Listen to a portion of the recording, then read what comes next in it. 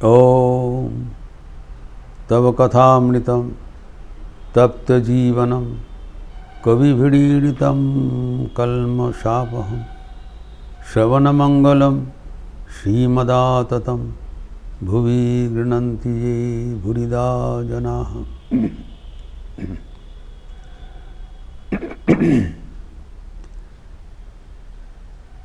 श्री रामकृष्ण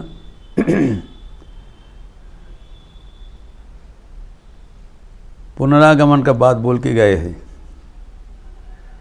दक्षिणेश्वर में अपने कमरे में भक्तों के बीच बैठे हैं और महिमाचरण राखाल आदि भक्त के सामने भविष्यवाणी किया है।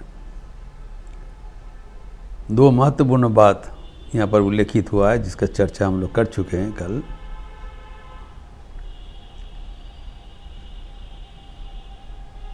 जो मेरे जो अंतरंग है उनको मुक्ति नहीं होगा, अर्थात उनको बारंबार हमारे साथ आवागमन करना पड़ेगा, क्योंकि सृष्टि उनके हैं। भगवान अगर सृष्टि छोड़ के या दर्धान करे तो सृष्टि का कौन देखभाल करेगा? तो भगवान तो अकेले नहीं संभालते हैं, अपना पार्षदों को लेके दल बल लेके आते हैं। तो उनके जो दलभुक्त है, अंतरंग है, तो they move with the troop, तो स्वभावतः उनको मुक्ति नहीं होगा और मुक्ति चाहते भी नहीं। इसे ठाकुर ने गीत किया, मैंने बताया लक्ष्मी दीदी को, मोन टिकबे केनो, they are all centred around God. भगवान के बिना रह नहीं पाएंगे।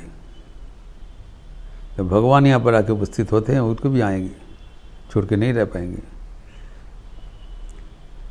इसलिए बोला जो उनको मुक्ति नहीं होगा, इस अर्थ से बोला।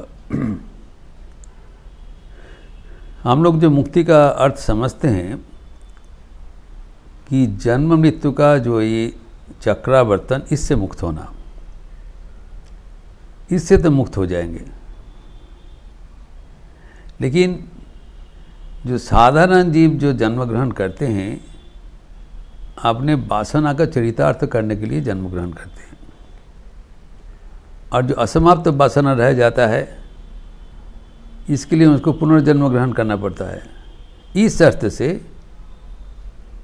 तो उनको मुक्ति हो जाएगा, क्योंकि उसका कोई ईश्वर छोड़ के कोई वासना है ही नहीं। तो कोई प्रारब्ध कर्म मिटाने के लिए उनका जन्म नहीं होता है, कोई वासना चरितार्थ करने के लिए उनका जन्म नहीं होता है। वो तो नित्य मुक्त है, लेकिन तब भी भगवान के लिए जन्म ग्रहण करते हैं ताकि भगवान का जो कार्य है वो कर सके, to fulfil the mission of God. भगवान के साथ धराधाम में आते हैं। और भगवान क्यों बारंबार आते हैं? God becomes man so then man may become God. जो भगवान को चाहते हैं उसको पुकार से वो मनुष्य शरीर धारण करते हैं, एवं सबको दिशा दिखाने के लिए कैसे सब लोग भगवान को प्राप्त कर सके, एवं धर्म पुनर्स्थापन करने के लिए, जैसे कहा गया भगवत गीता में, अवतीर्ण होते हैं। जब भगवान चैतन्य देव भी आविर्भूत हुए थे तब भी वो बता के गया 500 साल बाद मैं पुनः आने वाले हूँ, और वही हुआ एग्जैक्टली। उनके देहांत का ठीक 500 साल बाद ठाकुर का जन्म ग्रहण हुआ था। और इस बार फिर यहाँ पर उल्लेख किया है वायु को ने आर एक बारी देहो हवे। तो कल इसको चर्चा किया था। वायुकोण मतलब उत्तर पश्चिम दिशा में, 4 कोने में 4 दिशा होता है, ईशान, अग्नि, नैऋत्य, वायु। जो नॉर्थ ईस्ट से शुरू होता है, ईशान कोण, जो कि बहुत अच्छा दिशा माना जाता है, कल्याण का दिशा माना है ईशान। तो ईशान इज नॉर्थ ईस्ट, फिर अग्नि इज साउथ ईस्ट, और नैऋत्य इज साउथ वेस्ट, एवं वायु इज नॉर्थ वेस्ट। इसीलिए कोई कोई कहते हैं जब पंजाब को और दिशा दिखाया, पंजाब इज टू और नॉर्थ वेस्ट ऑफ बंगाल, ऐसे अनुमान किया जाता है। और कब तक आएंगे उसके बारे में भी मतभेद है, कोई कहते 200 साल बाद, कोई कहते 100 साल बाद। लेकिन वो जो आने वाले हैं, ये स्वामी विवेकानंद भी इसको पुष्टिकरण किया है। ये ठाकुर कहीं पर एक उल्लेख है, ठाकुर 100 साल तक भक्तों का हृदय में विराजमान रहेंगे। तो ये जो पीरियड है, इंटरिम पीरियड, वो कहाँ रहेंगे? तो यहाँ पर एक महत्वपूर्ण उल्लेख है, स्वामी विवेकानंद दूसरी जगह में कहा है कि ठाकुर भक्तगण के हृदय में विराजमान रहेंगे। अभी he is not going back to his abode, he will be staying around for reappearance. ये भक्तगण के लिए एक परम आदरणीय संवाद है। और स्वामी विवेकानंद भी उल्लेख किया है, अगर इस समय कोई थोड़ा आंतरिक होकर भगवान को पुकारे, इस समय भगवान को प्रत्यक्ष करना बहुत आसान है। Where he is around, he has not gone to his abode, थोड़ा देर बाद उसको आना पड़ेगा। तो भक्त हृदय के लिए यहाँ पर विराजमान है, और जो कोई आंतरिक भगवान को पुकारेंगे तो उसको दर्शन लाभ होगा। ये शुभ संकेत है। और जब ठाकुर विराजमान है तो उसके संग पंग भी उसके साथ आने के लिए तैयार है, तो आएंगे। तो हमें कोई अनुमान करने की ज़रूरत नहीं है, सिर्फ हमें ये जो ठाकुर का भविष्यवाणी है उसको भी हल्कापन से ना लेकर ये हम मानते हैं कि भगवान फिर आने के लिए वचन दे के गया, आने वाले हैं। और इस समय जो स्वामी विवेकानंद कहा है, इस समय भक्त हृदय में विराजमान है। तो हम देखें ठाकुर के जो दर्शन के बाद, तिरोधान के बाद, कोई कोई भक्तों का ठाकुर का इस रूप में दर्शन हुआ है। हम कई चर्चा में इसको उल्लेख किया, जो अनेक प्रकार का जो विवरण हमें मिलता है। इसी उस दिन कहा था, सुबोधानंद जी का जन्म जयंती में कुसुम रांची के भक्त ठाकुर को देखा था। वो सुबोधानंद जी का रूप धारण करके आए थे, फिर उसको ले गए।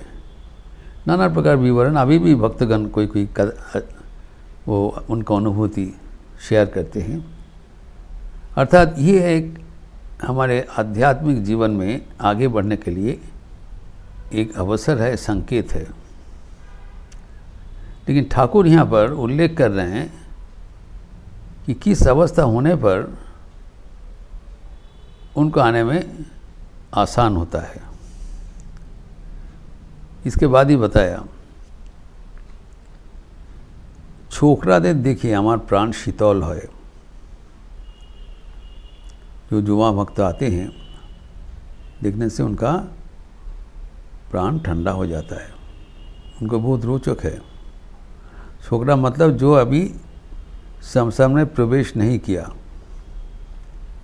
शुद्ध सत्य है, सांसारिक भोग विषय में जब इनका कुछ संपर्क नहीं हुआ, they are the source of joy for Shri Ramakrishna. और इसको व्याख्यान करके यहाँ पर कह रहे हैं, और जो व्यक्ति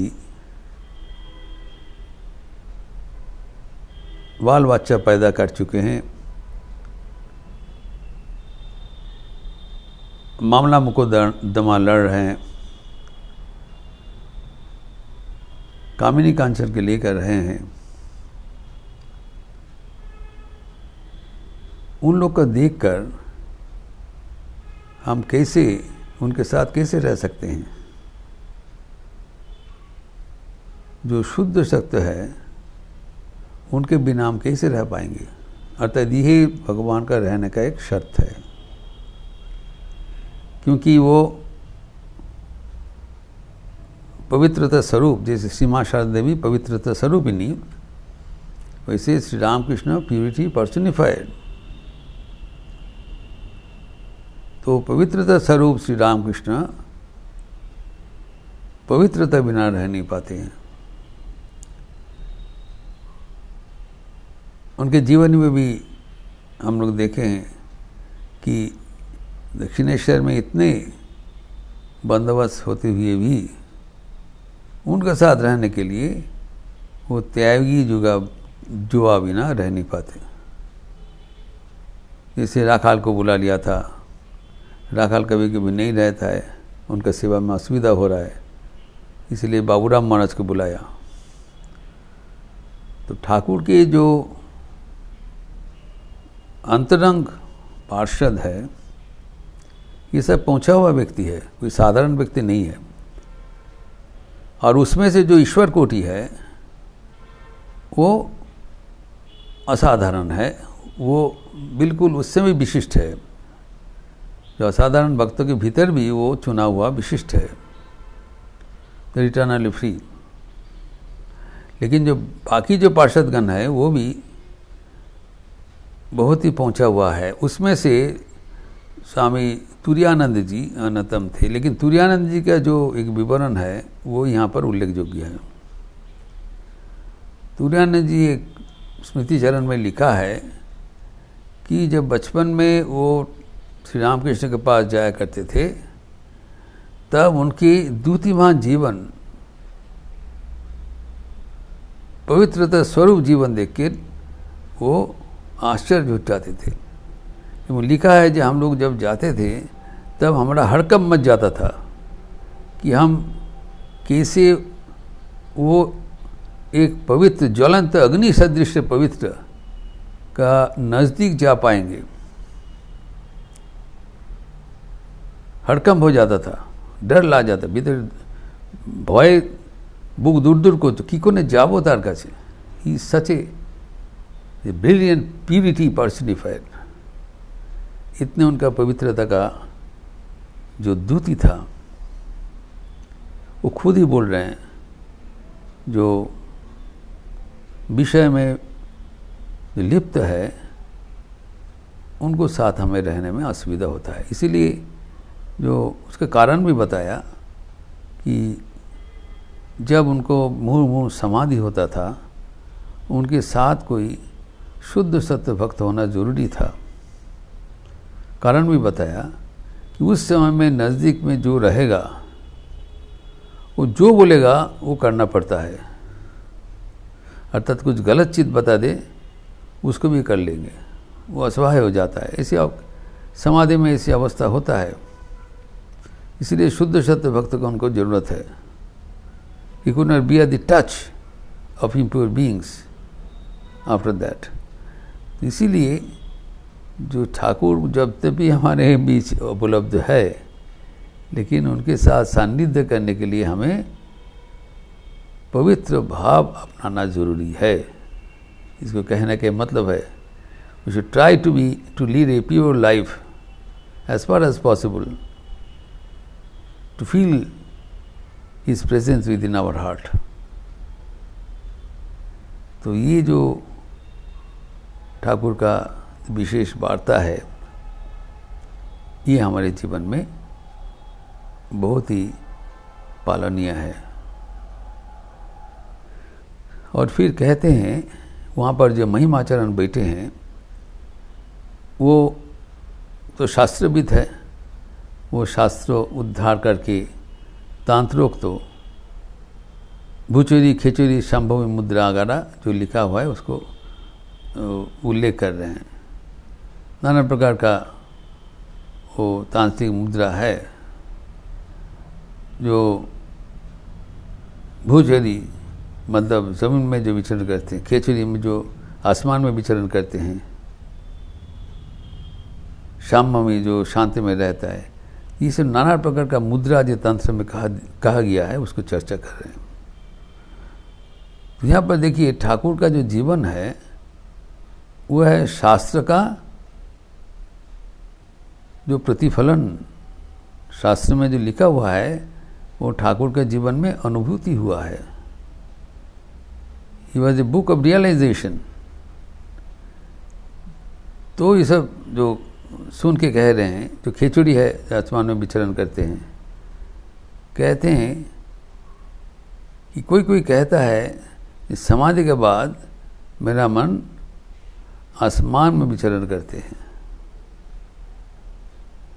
इसके बारे में क्या तुम्हारा सोच? अर्थात ये जो महिमाचरण जो तंत्र का जो श्लोक आवृत्ति करते हुए तंत्र का जो मुद्रा का बारे में सुना रहे हैं, ठाकुर आपने जीवन में ये सब अपनाया।